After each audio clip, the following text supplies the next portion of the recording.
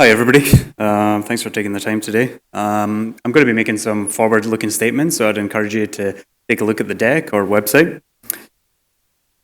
Okay, so staying in Canada, we are focused in north-central British Columbia, and we are an advanced stage exploration development story focused around our Lawyers Ranch gold-silver project. It's a high-grade epithermal system in what is the historic Toodoggone Mining District in north-central British Columbia. We have a district-scale 500 square kilometre land position that we're actively exploring. The infrastructure in this part of British Columbia is fantastic. It's really good, as I said, because it is a brownfield site, and we've been actively upgrading that over the last few years. 2024 was a pretty transformative year for us. We put out a new global resource on the project at 4.7 million ounces at just over 1.5 grams. And with this predominantly being an open pit deposit, fantastic grade. And the other nice thing about this resource you can see here on the screen is it's of the 4.7 million ounces, 4 million of that is in the measured and indicated category. So there's a lot of confidence in that resource. We also now don't have to go back and do a huge infill drill program to move this forward to pre-feasibility, feasibility studies level. So in terms of dilution going forward, very favorable. That fed into a new global PEA on the project that we put out early September this year with some very strong project economics that I'll get into in a few slides' time. And we've been working with our member nations in BC for the last 6 years. We've got a fantastic relationship there. And I see that just getting stronger as the project continues to develop towards a construction decision. Now, I think a lot of you probably know that BC can be kind of infrastructure challenged, but we're very fortunate here in that we can fly or drive into Prince George. And from Prince George, you can essentially drive up to our project area here. So it's very logistically simple to get to operate. We're a few hundred kilometers inland from coastal BC and some of the active mines out in this area. So it's about 300 kilometers to our project site. That has a number of advantages in that we don't have to deal with the very rugged topography that they get in coastal British Columbia. We don't get 10 meters of snow a year. In fact, I think last year during the winter month, we had about 50 centimeters of snow on the ground. So really that just demonstrates that logistically, again, it's just simple to build here and to operate year round.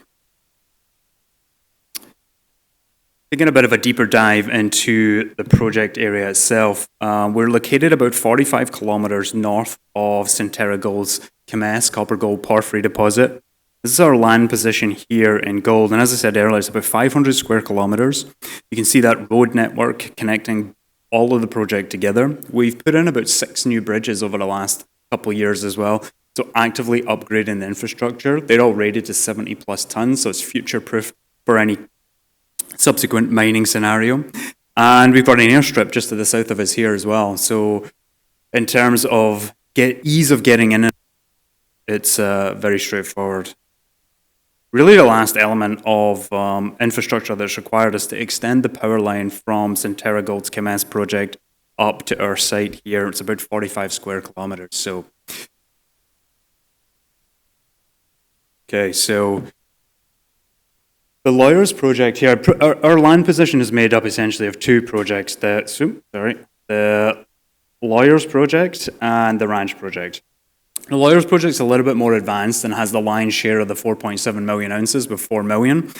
And we've been actively working on this for the last 6 years. And it's made up of 3 main deposits, Cliff Creek, Duke's Ridge, and AGB. And you can see the pit outlines here on the screen.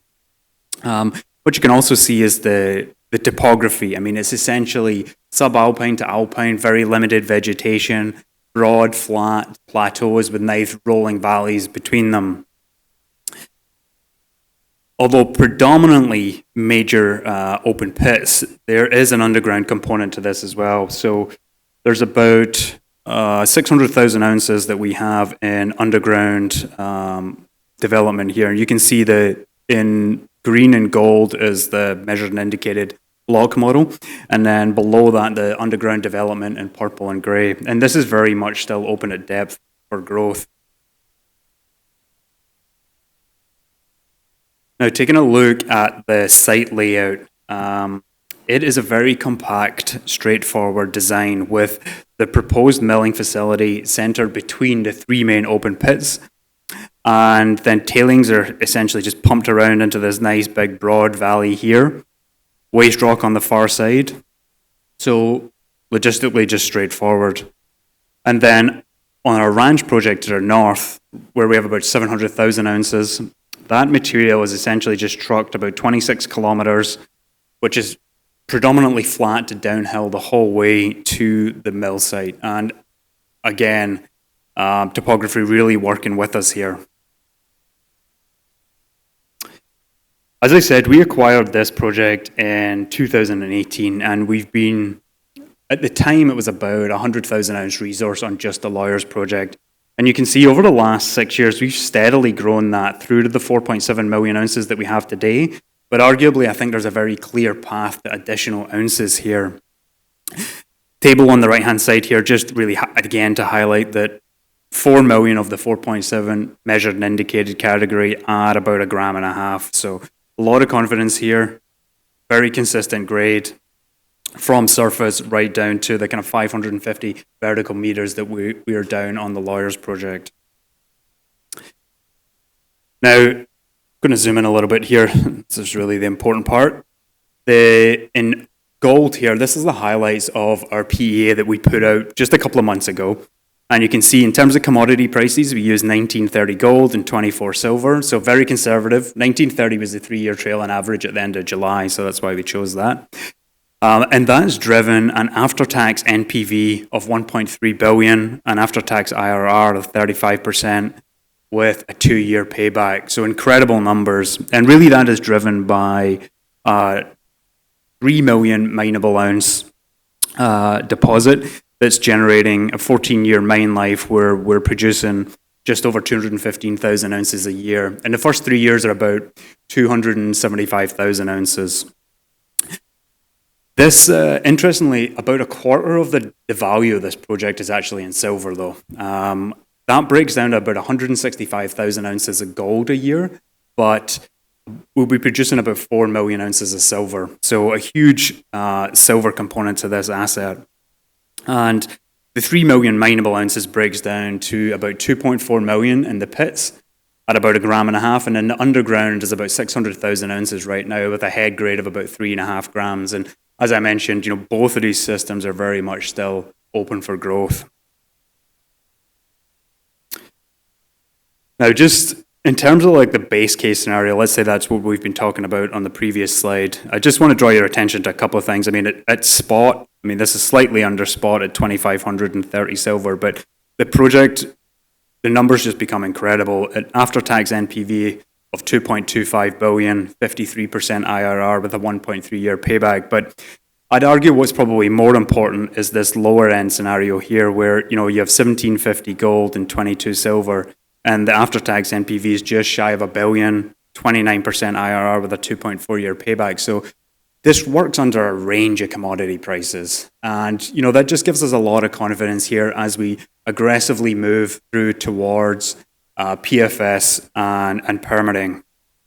Now, I'm running out of time here, but one of the nice aspects of this project is that, as I mentioned, basically only 10% of those 3 million mineable ounces in the PEA were inferred ounces. We've already upgraded some of those to measured and indicated, so we don't have to go back and do a huge infill drill program. All of the baseline work is complete on the Lawyers project, and at Ranch, it'll be 90% complete by the end of this year. All of the on-site engineering work is done across both projects, the feasibility level. So all of these really capital-intensive things are essentially behind us now, and we're really looking at desktop studies as we look to progress this. So we're going to begin the PFS next month. I think permitting, so we begin the EA process in probably March, April timeframe next year. So 2 huge things that we're going to move forward through 2025. In addition to that, though, what we're going to be able to do here is, and I've not got to this, but on the Ranch project, we really have so much upside that I think we have the ability to do a kind of dual process here where we continue de-risking the project, moving it down the permitting timeline to a construction decision, but at the same time, keep drilling to expand the resource on the Ranch project where it's 700,000 ounces, and also to try and make new discoveries, to keep this engaging over the course of the next few years as we move towards a construction decision. With that, I'll end it there. Thank you very much.